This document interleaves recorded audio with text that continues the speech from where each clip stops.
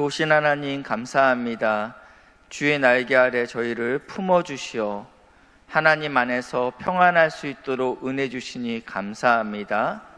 주님이 나와 함께 하시면 그 어디나 하늘나라라고 말씀하셨는데 우리의 심령이 온전히 주님의 하늘나라 안에 거할 수 있도록 은혜를 부어 주시옵소서.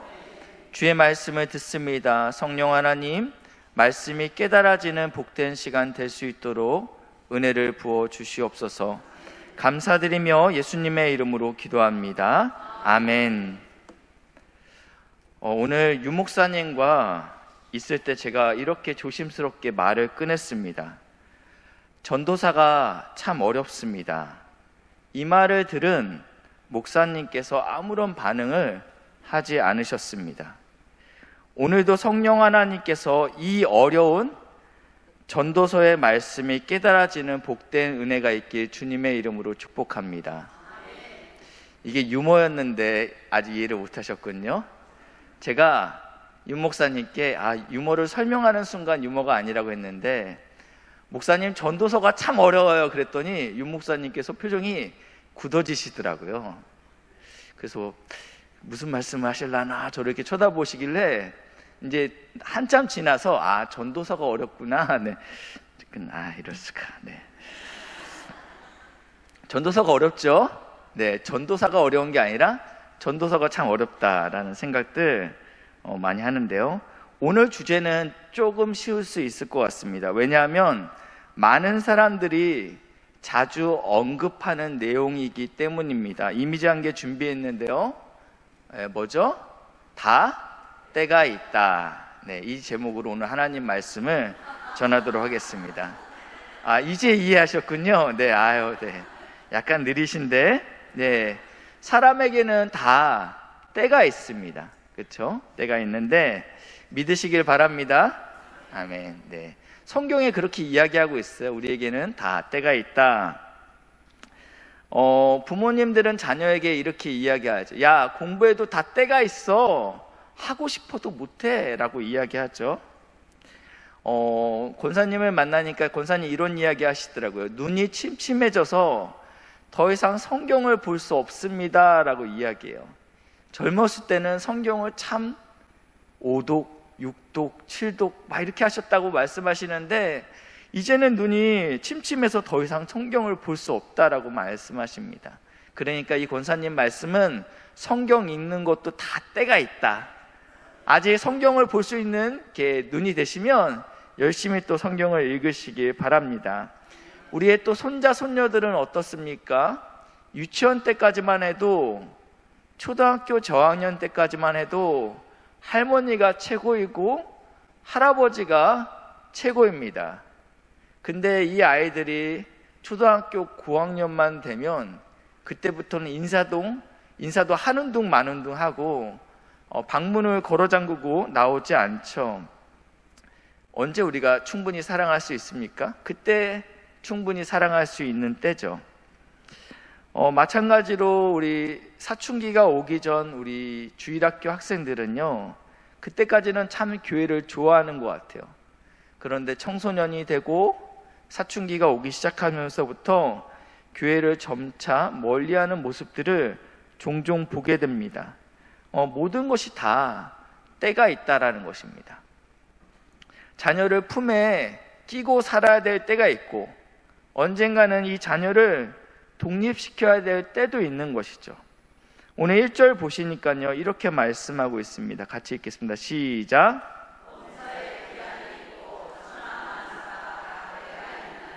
모든 일에 기한이 있다. 그리고 천하만사, 해 아래 모든 일 가운데 또 때가 있다라고 말씀하고 있습니다. 모든 일에 정한 기한, 그리고 알맞은 때가 있다라고 성경에 기록하고 있는데, 구체적으로 어떠한 때인지 2절부터 8절까지 이 여러 가지의 때에 대해서 말씀하고 있는데요. 먼저 2절 먼저 보시겠습니다. 날 때가 있고 죽을 때가 있으며, 우리는 다 이미 났죠. 그리고 우리는 언젠가는 다 죽게 됩니다. 또 심을 때가 있으면 언젠가는 심을 것을 뽑을 때도 있다라고 이야기하고 있습니다. 지금 오늘 2절만 보면요, 긍정에서 부정적인 내용으로 가고 있습니다. 그렇죠? 이렇게 태어난 것은 굉장히 기쁜 일입니다. 그러나 죽는 일은 어떻게 보면 서글픈 일이고, 뽑히는 일은 굉장히 오기 원치 않는 일들이죠. 긍정의 일들이 있고 부정의 일들이 등장합니다. 3절과 4절은요, 이번에는 반대로 이야기하고 있습니다. 죽일 때가 있고 치료할 때가 있으며 헐 때가 있고 세울 때가 있으며, 여기는 부정적인 것에서 또 이제 긍정적인 부분들을 이야기하고 있습니다. 우리 뒤에 있는 저 구역 언젠가는 헐리겠죠. 헐리면 또 마음이 아파요. 근데 세우기 위해서 헐리는 것이죠. 그리고 4절 말씀입니다. 같이 읽겠습니다. 시작.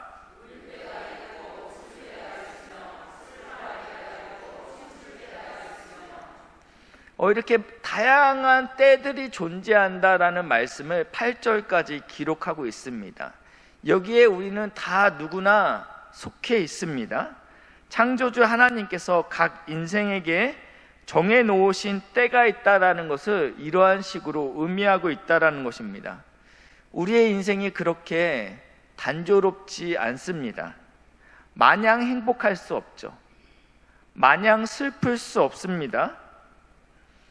문제가 없어 보이는 성도님들의 댁을 신방하면요, 누구든지 말 못할 아픔들을 가슴에 안고 사는 모습들을 보게 됩니다. 이 권사님은, 이 장로님은 자녀들도 다 예수 잘 믿고 문제가 전혀 없어 보이는데 하는데, 기도 제목을 듣다 보면 이 안에 다 응어리진 마음들을 갖고 산다라는 것입니다. 그러니까 인생이 그렇게 단순하지 않다라는 것입니다. 누구에게나 웃을 일이 있지만 울 일도 있다라고 이야기하고 있습니다. 어떤 분들은 사업을 하시는 분들이 계십니다. 사업이 성장하는 시기가 있습니다. 너무나도 잘 되는 것처럼 보입니다. 그러나 또 어려운 시기도 언젠가는 있는 것이죠. 또 새로운 도전을 해야 될 시기도 찾아옵니다. 때로는 기존의 사업을 정리해야 될 때도 있다라는 것입니다. 이러한 모든 때가 완전히 우리 통제를 벗어난다라고 이야기하고 있습니다. 내가 다 통제할 수 있다면 그럴 일을 안 만들죠. 그러나 우리의 인생이 그렇게 호락호락하지 않는다라는 것이죠. 인간관계는 어떻습니까? 새로운 만남도 있고 또 헤어짐도 있습니다. 이별의 아픔도 우리에게 있습니다. 관계가 깊어질 때도 있고 어떤 때는 때로는 거리를 둘 때도 있다라고 이야기합니다. 이 모든 것이 우리의 의지로 되는 것은 아닙니다. 그러나 우리는 경험을 통해서 이것들을 알고 있습니다. 인생은 참으로 다양한 순간들이 존재합니다. 기쁨, 슬픔, 그리고 성공, 실패, 그리고 태어남과 죽음, 그리고 심음과 거둠, 울음과 웃음의 순간들이 우리 삶 가운데 교차하고 있다라고 이 전도자는 말하고 있습니다. 특별히 이 모든 순간, 지금 여기 성경에서 언급했던 모든 순간, 특별히 그 중에서 고난과 슬픔의 시간 가운데 있다면 우리는 이러한 질문을 하게 됩니다. 왜 이런 일이 나에게 일어나는가? 라는 질문을 합니다. 즐거운 일이 일어날 때는 이런 질문을 안 합니다. 그러나 내 안에 찾아오는 그런 아픔들, 자녀에 대한 아픔들, 사업에 대한 어려움들, 건강에 대한 위협들, 이런 것들이 우리에게 찾아오게 되면 우리는 자연스럽게 질문한다라는 것입니다. 왜 나에게 이러한 일이 일어나는 것일까? 그리고 우리는 예수를 믿는 나는 어떻게 반응해야 되는가라는 질문을 하게 됩니다. 오늘 이 본문을 통해서 전도자는 우리의 이러한 질문에 대한 답을 주고 있는데요. 11절 말씀입니다. 11절 말씀이 이 3장의 핵심 구절인데요. 하나님이 모든 것을 지으시되 때를 따라 아름답게 하셨고, 여기까지만 보겠습니다. 하나님께서 모든 것을 만드셨다라고 우리가 해석할 수 있는데, 이것은 모든 것을 주관하시되 모든 것을 통치하시되 라고 해석하셔도 전혀 문제가 되지 않습니다. 왜냐하면 이 지으시되라는 단어가 성경 안에서 그러한 식으로 해석되기도 하기 때문입니다. 하나님께서 모든 것을 다 컨트롤하고 있다는 것입니다. 모든 것을 다 통제하고 있다는 것입니다. 하나님께서 이야기하죠. 참새 한 마리도, 우리의 머리카락도 세신 분이 하나님이시죠. 하나님께서 온 땅을 통제하고 있고 통치하고 있기 때문에 내가 볼 때는 왜 이러한 문제가 생기는가? 근데 그게 하나님의 경륜 안에는 이미 있다라는 것입니다. 하나님은 가룟 유다의 배신도 하나님의 경륜 안에 들어있었죠. 하나님께서 모든 것을 주관하시되, 그러면 이 주관 안에, 이 모든 것 안에는요, 슬플 때도 있고요, 애통할 때도 있고요, 심은 것이 뽑힐 때도 있고요, 그리고 상할 때도 있고 죽일 때가 있다라는 것을 포함한다라는 것입니다. 기쁠 때, 건강할 때, 잘 될 때만 있는 것이 아닌 지금 듣기는 거북한 이러한 상황도 하나님의 통제 안에 있다라고 이야기하고 있다라는 것입니다. 근데 그때를 무엇이라고 말씀하고 있냐면 아름답다라고 말씀하고 있습니다. 내가 아픈데 뭐가 아름답습니까? 내 자녀가 망했는데 무엇이 아름답습니까? 라고 이야기할 수 있습니다. 성도님들의 지금의 때가 기쁨의 때, 수확의 때, 평안의 때입니까? 그러면 그때는 우리는 아름다울 수 있어요. 감사할 수 있어요. 기뻐할 수 있습니다. 근데 우리가 있는 이 때가 지금 빈배 같습니까? 광야 같습니까? 아니면 병들고 외롭습니까? 근데 그때도 아름답대요. 이게 참 어려운 거예요. 이게 참 어렵습니다.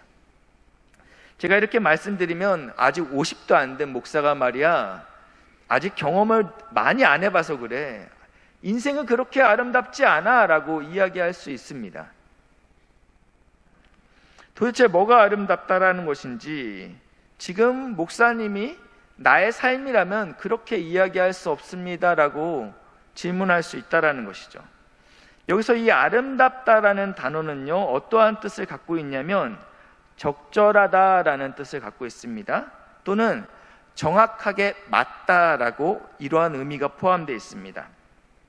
우리가 악보에 음정이 기록되어 있습니다. 박자가 있죠. 정확한 음정, 정확한 박자를 내므로 찬양대는 아름다운 소리를 낼 수 있습니다. 오늘 네 분밖에 안 쓰셨는데 소프라노만 있지 않았어요, 그렇죠? 엘토가 있었어요. 소리가 아름답더라고요. 근데 여기서 음치한 분이 껴서 주 날개미 이러면 안 아름다운 거예요, 그렇죠? 음이 거기 악보에 그려지지 않은 음을 내니까요. 그러니까 이 아름답다라는 의미는 적절하게, 그리고 정확하게 딱 그 이걸 얘기할 때 아름답다라고 쓰여집니다.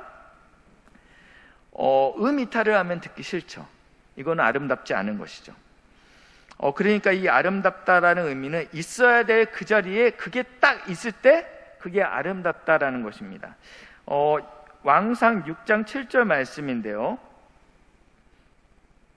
이 성전은 건축할 때 돌을 그 뜨는 곳에서 다듬고 가져다가 건축하였으므로 건축하는 동안에 성전 속에는 방망이나 도끼나 모든 철 연장 소리가 들리지 아니하였으므로 라고 기록되어 있습니다.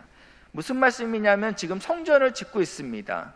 성전을 짓고 있는데 성전 안에서는요, 어떠한 철 연장 소리가 들리지 않는다라는 것입니다. 공사 현장은요, 소음으로, 분진으로 가득합니다. 그런데 지금 이 하나님의 성전이 지어지는 이 현장에서는 어떠한 소음이 들리지 않았다라고 이야기합니다. 그 이유가 무엇이라고 설명하냐면 성 밖에서 이미 정확한 치수를 재서 여기는 3m 11cm야 정확히. 그러면 딱 3m 11cm짜리로 잘라서 성으로 가지고 오는 것입니다. 그러면 이게 딱 맞는 것이죠. 이게 넘치지도 않고 부족하지도 않는 상태가 된다. 딱 있어야 될 그 자리에 두다. 그게 아름답다라고 말씀을 드렸죠. 그렇기 때문에 왔는데 너무 큰데? 그럼 여기서 톱질하면 또 시끄럽잖아요. 그러니까 그렇지 않게끔 밖에서 이미 정확하게 재단에서 자르고 왔다. 그래서 이 성전 안에서 이러한 어떠한 소리가 전혀 들리지 않았다 라고 할 수 있습니다. 그래서 이것이 아름답다라고 이야기합니다. 있어야 할 자리에 정확히 놓여져 있다. 마찬가지로 우리 인생에 지금에 겪고 있는 모든 상황, 그리고 모든 사람, 그리고 모든 장소가 하나님께서 사랑하는 우리 귀한 성도님들을 그 위치에 정확히 놓으셨다라고 말씀하고 있다라는 것입니다. 특별히 우리가 고통 가운데 있을 때, 이해가 되지 않는 상황 가운데 있을 때 이 진리를 받아들이는 것은 어려운 일입니다. 하나님께서 정확히 그 위치에 두셨다라는 믿음이 있다면, 제가 사실은 실물 교재를 준비했는데 깜빡 잊고 안 가져왔어요. 가져왔어요. 물건을 가져왔는데 딱 놔뒀는데 너무 커요. 그럼 어떻게? 이 자리에서 쪼개야죠. 정으로 쪼개겠죠. 그러면요 소리를 지를 거 아니에요. 아프다고요. 잘린다고요. 소리를 지르죠. 그래서 억지로 쑤셔 집어넣습니다. 이건 너무 작은데 여기에 안 맞아. 그래서 억지로 늘립니다. 그러면 비명소리가 들립니다. 네. 다시 한번 말씀드립니다. 하나님이 나를 딱 정확히 그 장소에 놨다라는 믿음이 있다면 우리는 더 열심을 내야지, 그 정도밖에 안 돼? 더 수고해야 돼 라고 이야기하지 않는다라는 거예요. 그리고 튀어나와 있는 사람, 너는 왜 유별나지? 너는 좀 깎아줘야 돼 라고 이야기하지 않는다라는 것입니다. 우리 공동체 안에, 우리 전도팀 안에, 우리 구역 안에 마음에 들지 않는 사람이 있을 수 있어요. 그런데 하나님께서 우리 전도회 안에 이 사람이 꼭 필요하기 때문에 우리에게 허락하신 선물이다라는 믿음이 있다면 우리는 그렇게 정죄하지 않을 수 있다라는 것입니다. 그렇기 때문에 우리가 다른 성도를 바라볼 때, 그리고 자신을 바라볼 때 하나님께서 딱 맞는 위치에 나와 나의 형제를 두셨다라는 믿음을 가지시길 주님의 이름으로 축복합니다. 안 그러면 여기저기서 비명소리가 들립니다. 저는 사역을 25살 때부터 시작하면서 많은 교회를 섬길 수 있었습니다. 100명이 채 되지 않는 교회도 있었고요. 때로는 수만 명이 모이는 교회도 있었습니다. 이민교회일 수도 있었고요. 또 역사와 전통이 있는 교회도 있었고, 심지어 우리 교단이 아닌 다른 교단에서도 사역할 수 있었습니다. 지나고 나니까 하나님께서 그 교회를 위해서, 그리고 저를 위해서 정말 지나고 나니까요, 딱 맞는 곳에 보내셨다라는 고백을 요즘도 하고 있습니다.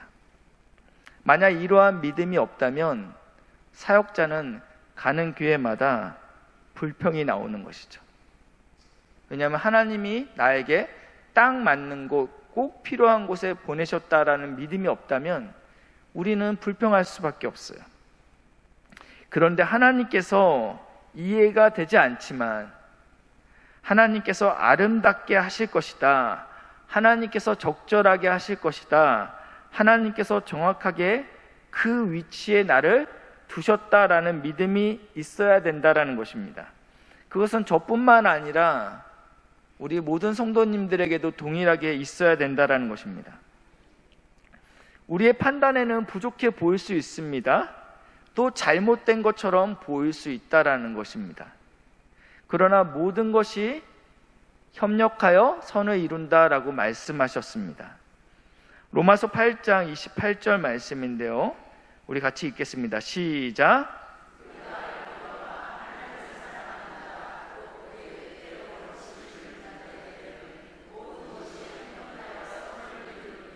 아멘.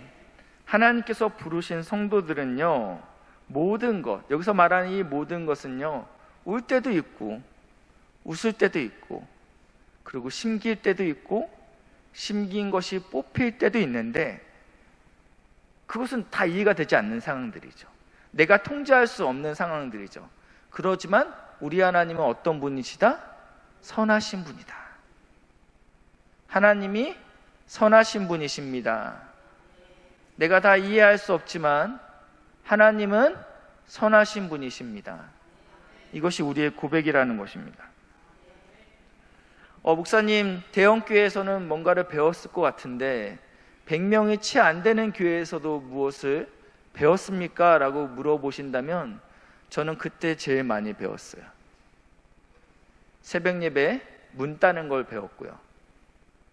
성도들이 한 명이 갈 때까지 마지막까지 남아있다가 누군가는 문을 잠가야 된다는 것도 배웠고요.